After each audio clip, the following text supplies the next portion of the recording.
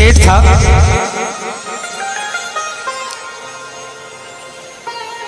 उसको भी जुनून था पैसा कमाने का। नीचे गद्दी थी, ऊपर घर था। सुबह सुबह जल्दी उठता,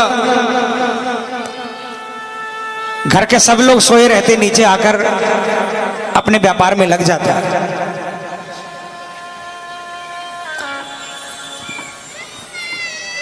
पत्नी बेटी लेकर नीचे ही आती। सुबह से लेकर रात तक वो सिर्फ अपने व्यापार में मगन रहता। घर वाले बीवी बच्चे कभी कहते कि हमें छुट्टी का दिन है, बाहर घुमाने के लिए ले चल पड़ो, या हमारे साथ आज मार्केट के लिए चल पड़ो, तो सेठ तिजोरी खोलकर गड्डी निकाल कर दे देता। कहता पैसे ले जाओ, गाड़ी खड़ी है, ड्राइवर खड़ा है, गाड़ी लेकर चले जाओ, ड्राइवर को लेकर चले जाओ, तुम काम करके आ जाओ, मुझे डिस्टर्ब मत करो, मुझे अभी पैसा कमाना है। उसके लिए पैसा से बड़ा दुनिया में कुछ था ही नहीं। यार दोस्त आते, वो भी बहुत मिन्नत करते कि यार कभी तो बाहर निकला करो, लेकिन सब हार गए। एक बार घर वालों ने और सेठ के यार दोस्तों ने मिलकर मन में एक विचार किया।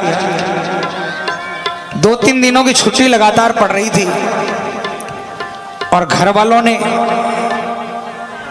अल्टीमेटम दे दिया सेठ जी को कि इन छुट्टियों के अंदर में हमको बाबा श्याम के दरबार में, सालासर जी दरबार में, रानी सती दादी के दरबार में दर्शन करने जाना है और आपको साथ लेकर जाएंगे। सेठ ने बहुत मना किया। घर वालों ने भी अनशन कर दिया कि अगर नहीं चलोगे तो खाना पीना सब बंद कर देंगे। सेठ इतना निर्दयी नहीं था, हार गया और प्लान सफल हो गया। घर के बीबी बच्चे और सेठ के यार दोस्तों ने मिलकर एक बड़ी लग्जरी बस करी और सब कोई मिलकर गाड़ी में बैठकर सुबह सुबह बाबा श्याम के दरबार के लिए निकल पड़े। गाड़ी के अंदर में कोई झांझ बजा रहा था, कोई मजीरा बजा रहा था, कोई ढोलक ढपली बजा रहा था, भजन गा रहा था, कोई नाच रहा था कोई। लेकिन सेठ वहां पर भी मोबाइल लेकर सौदा कर रहा था। खाटू पहुंच गए, धर्मशाला में जाकर रुके, नहाए धोई करी और जब धर्मशाला से बाहर निकले मंदिर जाने के लिए तो किसी के सिर पर चूरमे का थाल था, किसी के हाथ में प्रसाद की थैली थी, कोई ढपली लेकर धमाल गा रहा था, कोई निशान लेकर नाच रहा था। सेठ वहां भी मोबाइल से सौदा कर रहा था। बाबा के मंदिर की सीढ़ी आई, सेठ ने कान पे से मोबाइल नहीं हटाया।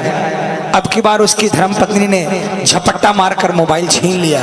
अरे कुछ तो शर्म करो, अब तो बाबा का दरबार आ गया, अब तो ये व्यापार और कारोबार को थोड़ी देर के लिए तिलांजलि दे दो। सेठ मन महसूस कर रह गया। बिना मन के उसने पहली सीढ़ी पर कदम रखा। लेकिन प्रेमियों, झूठ नहीं कहता, जो नहीं गए उनको बता दूं, 13 सीढ़ी है और पहली सीढ़ी से ही कुछ कुछ होने लग जाता है। सेठ को भी लगा कि कुछ अलग सा हुआ है उसके साथ। एक एक सीढ़ी चढ़ता गया, सेठ के मन के भाव बदलते गए और 13वीं सीढ़ी पर चढ़ने के बाद जब वो बाबा श्याम के दरबार में सामने पहुंचा और बाबा से नजरों से नजरें मिली, सेठ एक टक निहारता रह गया, आंखें फटी की फटी रह गई। चंद सेकंड के अंदर में सेठ की आंखों से आंसुओं की धार बह निकली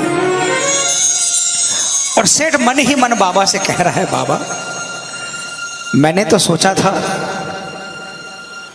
सोचा था कि पैसा कमाने से बड़ा नशा दुनिया में किसी चीज में नहीं है, लेकिन मैं गलत था, मैं अभागा था बाबा, जो इतने बरसों तक आपके दरबार से दूर रहा।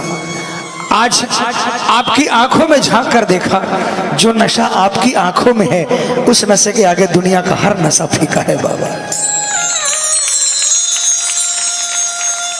सेठ काफी देर तक बाबा के सामने खड़ा आंसू बहाता रहा। मन ही मन बातें करता रहा। परिवार वाले दर्शन करके आए, सेठ को हाथ पकड़ा। सेठ ने कहा तुम जाओ, अभी मैं थोड़ी देर में आता हूँ। क्या तो आने के लिए तैयार नहीं था, क्या मंदिर खाली था। घंटों बाबा के दरबार में बाबा से बातें करता रहा। आखिर में उसने शीश झुकाया, दंडवत प्रणाम की और कहा बाबा आज आपसे वादा करके जाता हूँ। मैंने सुना है हर महीने की 11 को आपके दरबार में लाखों लोग आते हैं। मैं भी आपके दरबार में हर 11 को आऊँगा, अकेला नहीं आऊँगा। मेरे शहर में जो भी आपके दरबार में आना चाहेगा उसको अपने साथ लेकर आऊँगा, गाड़ियाँ भर भर कर आऊँगा। ये वादा करके सेठ चला गया। अगले महीने 11 आई, सेठ फिर बाबा के दरबार में आया। अब की बार कई गाड़ियां लेकर आया, पूरे शहर को न्योता दे दिया। सेठ इसी तरह आने लगा। 2, 4, 6 महीने बीते।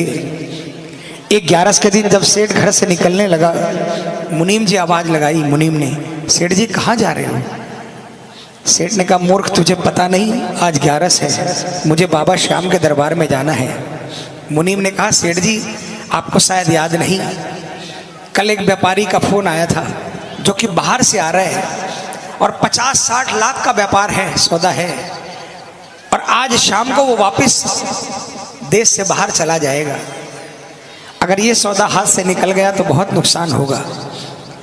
आप एक काम करो, 11 की जगह पूर्णिमा को चले जाना। सेठ ने सोचा मुनीम सही कह रहा है, आज इस व्यापारी से सौदा कर लेता हूं। 4 दिन बाद पूर्णिमा आएगी, पूर्णिमा को चला जाऊंगा, क्या फर्क पड़ता है। सेठ माया में उलझ गया। 50 लाख का सौदा करने के लिए रुक गया। उस मूर्ख को यह नहीं मालूम था जो व्यापारी आ रहा है उससे 50 लाख का सौदा होगा, लेकिन ये जो व्यापारी है इससे जन्म जन्म का सौदा होने वाला था। सेठ नहीं गया। पूर्णिमा आई, फिर कोई व्यापारी आया। सेठ ने सोचा अगली 11 को चला जाऊंगा। अगली 11 आई, फिर कोई व्यापारी आया। सेठ फिर सोचा कि मावस को चला जाऊंगा। सेठ फिर माया जाल में उलझ गया और सेठ का बाबा के दरबार से रिश्ता फिर से टूट गया। 2-4 महीने निकल गए, सेठ खाटू नहीं जा पाया। एक रात को सेठ सोया, अचानक रात को 2-2:30 बजे उसे लगा कि उसे कोई आवाज आ रही है। वाह रे सेठ, तू तो बहुत बड़ा व्यापारी निकला। मैंने तो सोचा था कि मेरे दरबार में कोई मेरा भगत आया है जो पश्चाताप करने के लिए आया है, लेकिन मुझे नहीं मालूम था कि वो कोई भगत नहीं बल्कि सौदागर था, सौदा करने के लिए आया है। तुझे पैसे कमाने का बहुत शौक है ना, जा आज के बाद खूब पैसा कमाना, लेकिन मेरे दरबार में दोबारा नहीं आना। सेठ की आंखें खुली, बहुत पछताया।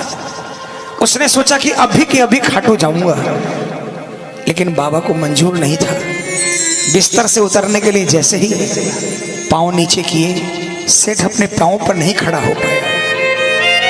पैरालिसिस अटैक हो गया, दोनों पांव रह गए। बहुत पछताया। एक दिन सेठ व्हील चेयर पर बैठा अपने मकान के बाहर आंसू बहा रहा था।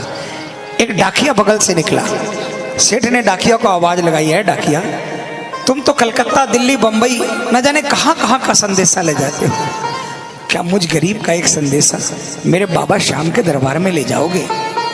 डाकिया ने कहा मेरा तो काम ही ये है, और जब से इंटरनेट आया है लोग व्हाट्सएप और फेसबुक और मल्टीमीडिया के द्वारा चैटिंग कर लेते हैं। बहुत मंदा धंधा है, धंधा बहुत मंदा है। बोलो तुम्हारा क्या संदेशा है? डाकिया को सेठ ने क्या कहा, डाकिया ने सेठ से क्या कहा, और सेठ को फिर डाकिया ने क्या कहा, और डाकिया ने बाबा के दरबार में जाकर क्या संदेशा सुनाया। आइए प्रेमियों, विश्वास दिलाता हूं, जो भी मन में उधेड़ गुण है, जो भी मन में सवाल है, जो भी परेशानी है, इस भजन के माध्यम से आप अपना संदेशा भेज देना। मैं आपका डाकिया बनने के लिए तैयार हूं। 15 मई को 11 है। अगर मैं जिंदा बाबा के दरबार में पहुंचा तो मैं विश्वास दिलाता हूं आपको, आपकी हाजिरी पहले लगाऊंगा, मेरी हाजिरी बाद में लगाऊंगा बाबा के दरबार। आइए, उस सेठ ने डाकिया से क्या कहा। मैं निवेदन करूंगा 15 मिनट इधर उधर किसी से बात मत करना, कोई बगल वाला आपसे बात करे ना, उसको बोल देना 10 मिनट रुक जाओ, अभी मुझे मेरे बाबा से बातें करनी है, ठीक है? आइए।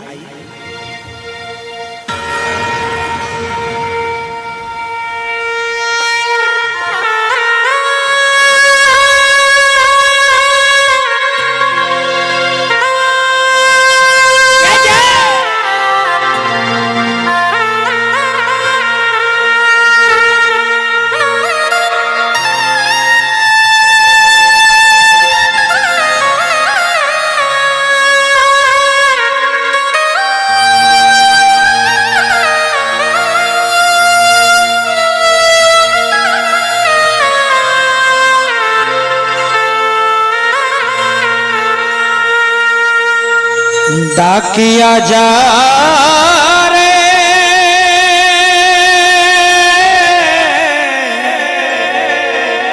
श्याम ने संदेशो दीजे, श्याम ने जाए तू कह दीजे, भगत थार दर्शन ने तरसे।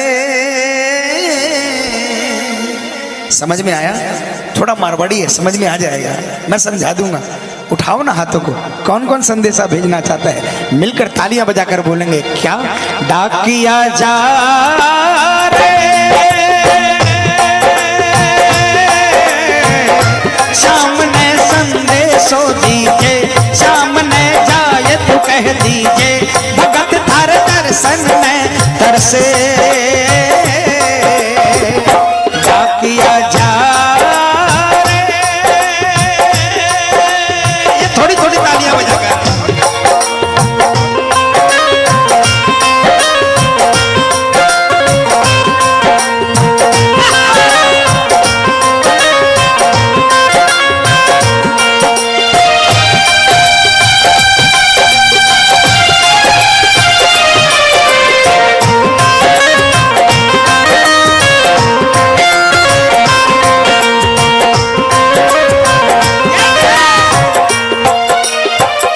बजाओ ना।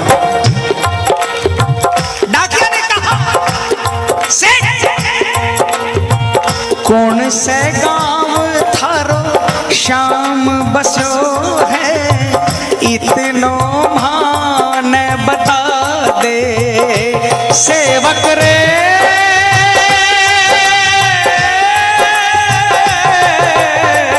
कौन से गांव थारो श्याम बसो है, इतनो मान बता दे। घर तेरे पास है कोई निशानी, माने तू दिखला दे। कैया जानूंगा पहचान मैं हूँ छोरो अनजान, कैया जानूंगा पहचान मैं हूँ छोरो अनजान, कैया श्याम शुहोसी मिलन।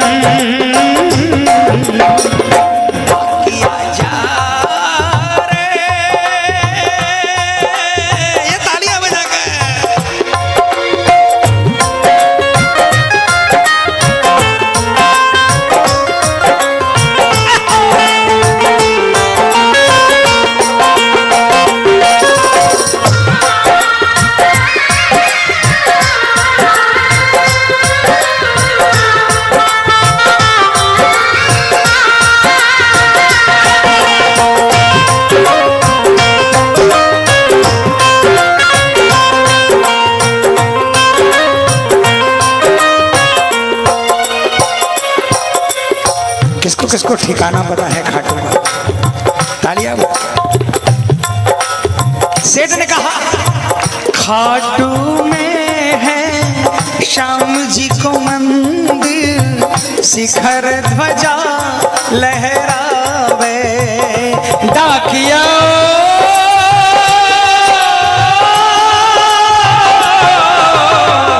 खाटू में है श्याम जी को मंदिर, शिखर ध्वजा लहरावे।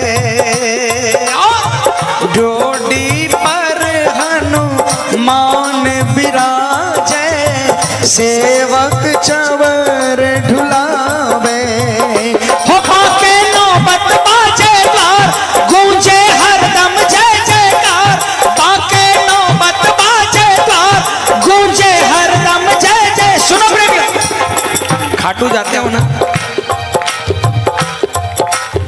जब छोटी सीढ़ियों से दर्शन करने चढ़ते हो, अखंड ज्योति वाले चबूतरे पर नगाड़ा रहता है, नगाड़ा वाला भी रहता है, तालियां बजा, उसके हाथ से डंडा लेकर माथे से लगाकर जो भी अरदास हो वो अरदास कहकर 5 बार उस नगाड़े पर वार किया करो। और जो भी आपकी श्रद्धा हो 10, 20, 50, 100 उस नगाड़े वालों को दे दिया करो, अरदास पूरी होती है।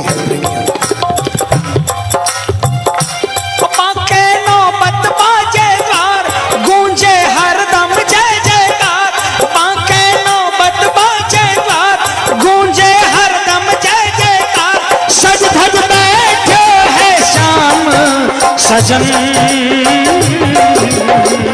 डाकिया जा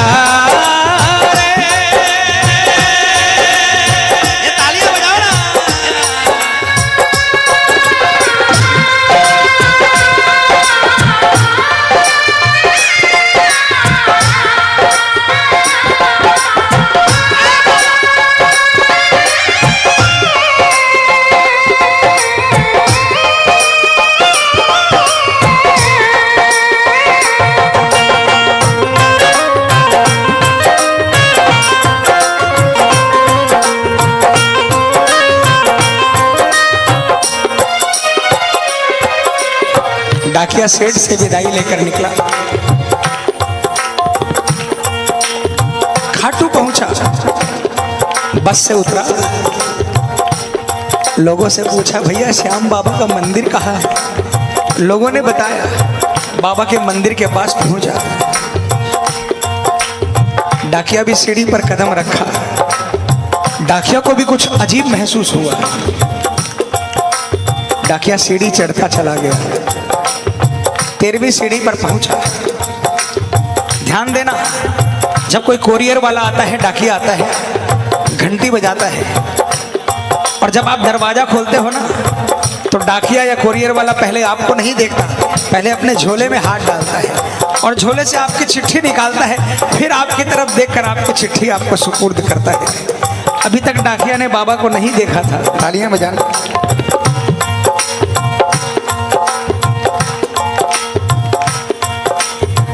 पहुँच गयो दरबार श्याम के, बोलन लाग्यो संदेशो, बाबा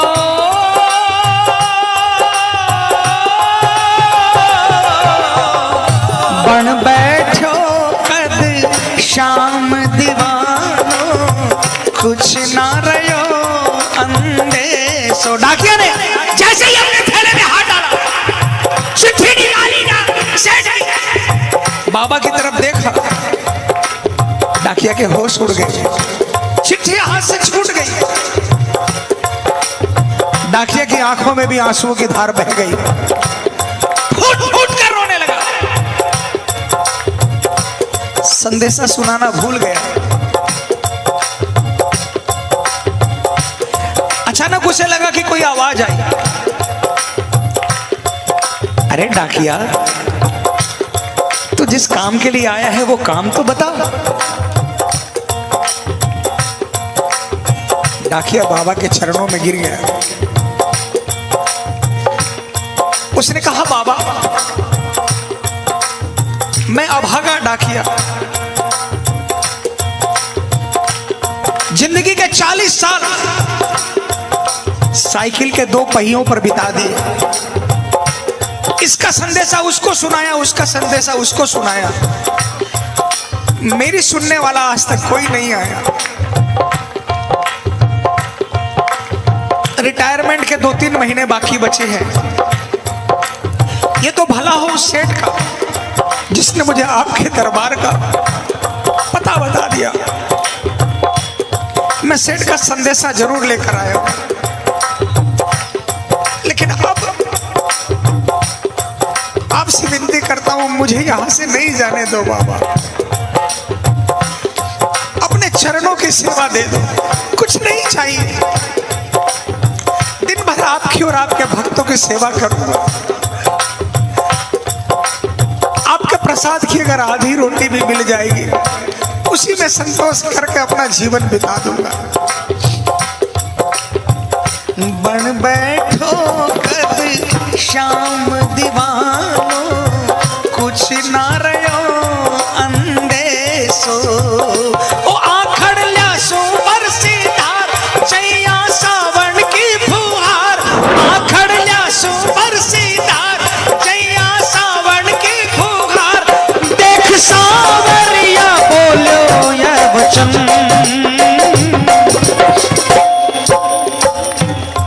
अब की बार बाबा ने कहा, पगले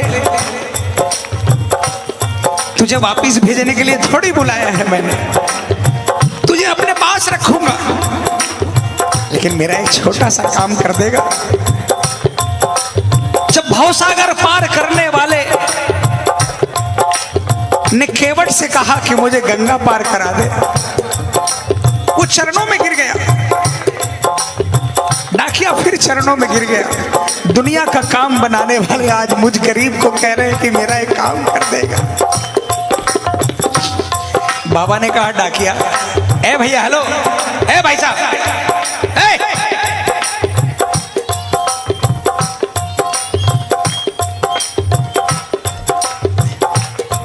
बाबा ने कहा, पगले, जिस सेठ की चिट्ठी लेकर आया है ना, अगर उसको संदेशा वापस नहीं सुनाएगा मर जाएगा वो। बस मेरा संदेशा उसको देकर आ जा, उसके बाद तुझे कहीं नहीं जाने दूंगा। और बाबा ने क्या कहा, डाकिया जा रे, संदेशों सेवक ने दीजे, सेवक संदेश न तरसे। संदेशों सेवक ने दीजे, सेवक संदेश न तरसे। सेवकिया राह तेरी निरखे, डाकिया जा।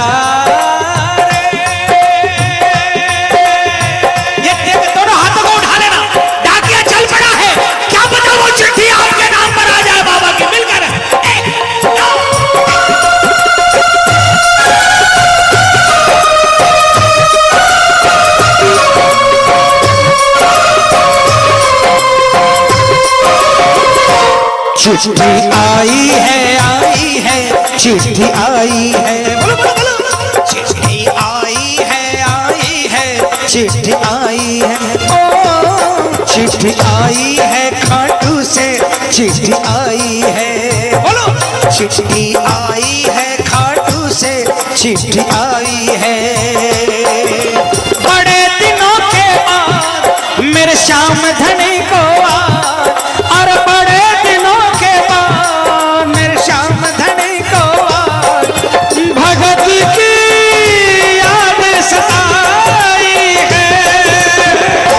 चिट्ठी आई है, चिट्ठी आई है, ओ चिट्ठी आई है, चिट्ठी आई। डाकिया ने ये नहीं सोचा कि रात के 2 बजे 2:30 बजे सेठ के घर पे पहुंचूंगा। उसको तो जल्दी लगी थी कि बाबा का संदेशा सेठ को देकर वापस श्याम के चरणों में आकर नौकरी में लग जाने की। रात को 2 बजे वो सेठ के मकान के बाहर पहुंचा। उस दिन सेठ के घर में कोई नहीं था, सेठ अकेला सो रहा था। डाकिया ने कॉल बेल दबाई।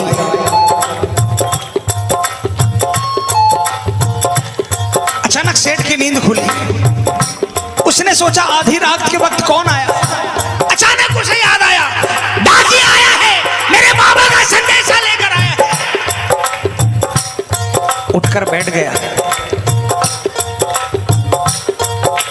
लेकिन वो भूल गया कि उसके तो पांव नहीं है।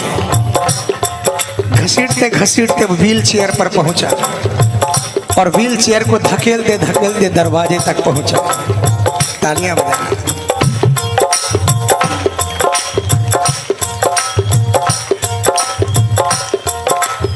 इस खुशी में कि डाकिया चिट्ठी लेकर आया है, सेठ की ताकत खत्म हो गई।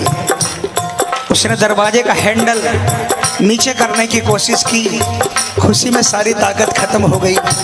हैंडल नहीं हिल रहा था। बहुत कोशिश की, बाहर से डाकिया बार बार घंटी बजा रहा है और अंदर से सेठ बार बार हैंडल को ऊपर नीचे घुमा रहा है।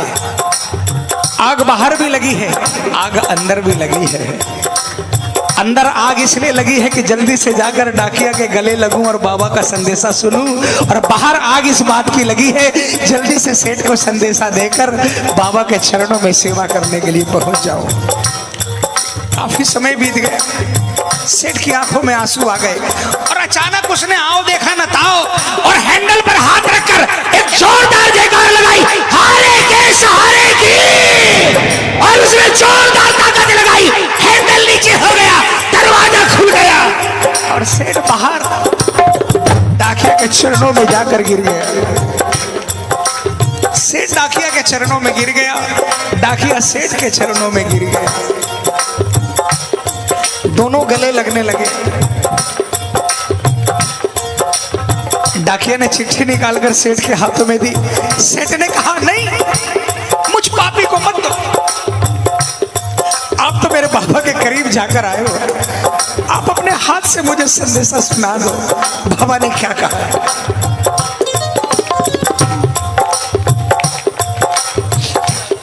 डाकिया ने संदेशा सुनाया। बाबा ने क्या कहा है सुनना, आप भी सुनना, ये संदेशा आपके लिए भी है। बाबा ने कहा, कह दीजिए तू जाए सेवक ने तेरो बुलावो आसी, सेवक रे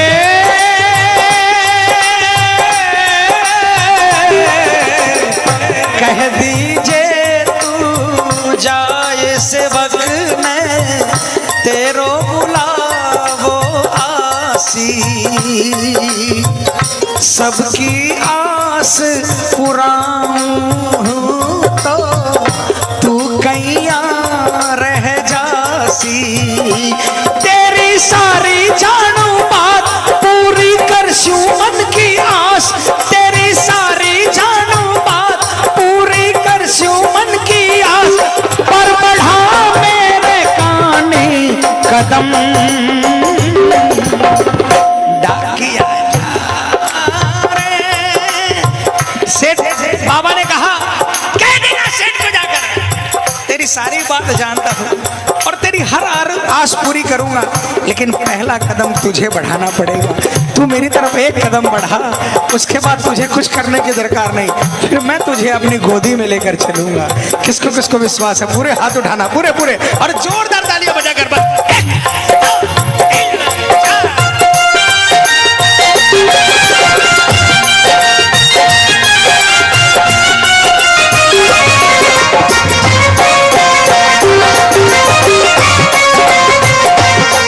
उस बांसुरी वाले की, उस बांसुरी वाले की लीले घोड़े वाले की, उस बांसुरी वाले की लीले घोड़े वाले की गोदी में सो जाऊं, मेरा जी करता है शाम के भजनों में खो जाऊं, मेरा जी करता है शाम के भजनों में खो जाऊं। किसका किसका मन करता है?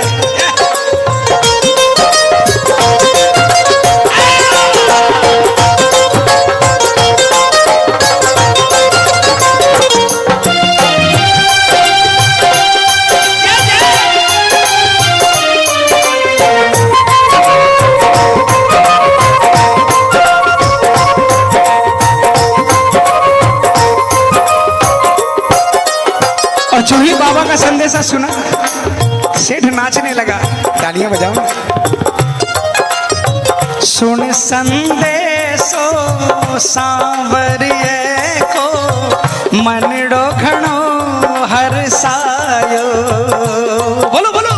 सुन संदेशो सांवरिये को मनडो घणो हरसायो,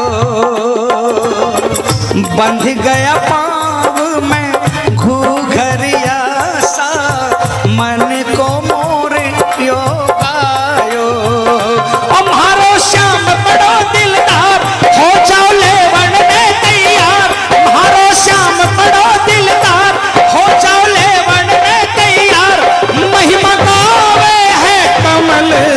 किशन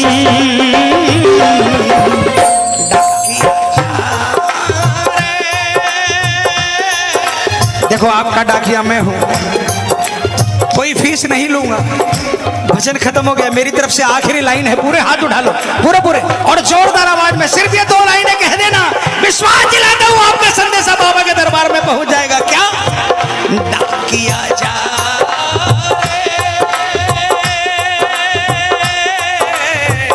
सामने संदेशो दीजे, सामने जायत कह दीजे, सामने संदेशो दीजे, सामने जायत कह दीजे, भगत थर दर्शन में तरसे।